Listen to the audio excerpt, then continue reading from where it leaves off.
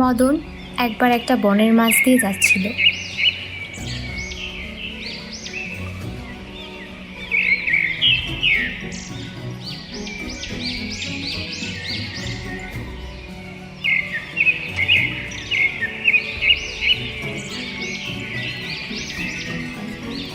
যাওয়ার সময় একটা তিতির পাখি দেখতে পেল।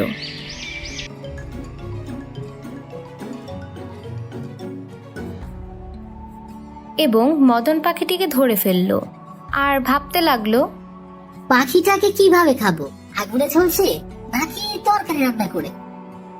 ঠিক সেই সময় তিতির পাখি মদনকে বলল, মদন, তুমি তোমার এই জীবনে এত গোস্ত খেয়েছো, অথচ তোমার এই আমিষের আকুতি শেষ হয় না।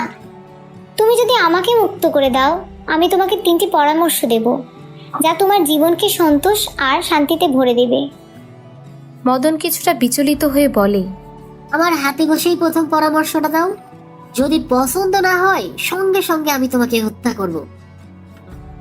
তখন পাখিটি মদনের কথায় রাজি হয়ে যায় আর বলে, তুমি সবসময় তোমার বন্ধুদের উদ্ভট সব আলোচনায় বিচলিত হয়ে পড়ো।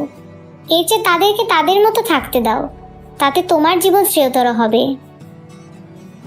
মদন কিছুটা চিন্তা করে নিয়ে ভাবতে থাকে, পাখিটার কথায় যুক্তি আছে, সুতরাং দ্বিতীয় পরামর্শ দিতে বলে।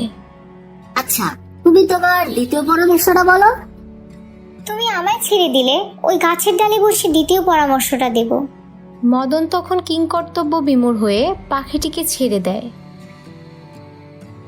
আর পাখি গিয়ে কাছেই একটি গাছের ডালে বসে। পাখিটা এবার তার দ্বিতীয় পরামর্শের কথা বলে। অতীতকে কখনো পাল্টানো যায় না, সুতরাং বর্তমান মুহূর্তটিকে উপভোগ করো আর ভবিষ্যতের জন্য বাঁচো। যা হোক, বড় বোকামি করেছো তুমি। আমার পেটের মধ্যে 3 কেজি হীরা আছে। তুমি এটা পেলে তোমার 3 পুরুষ বসে বসে খেতে পারতো।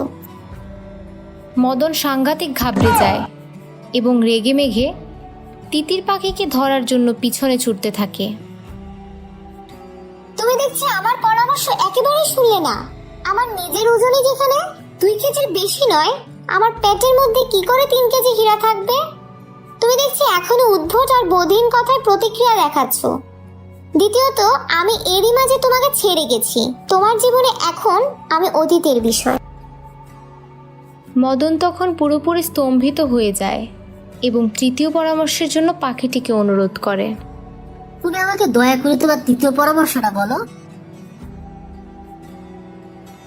মদন, শোনো, সবাইকে উপদেশ দিতে যেও না।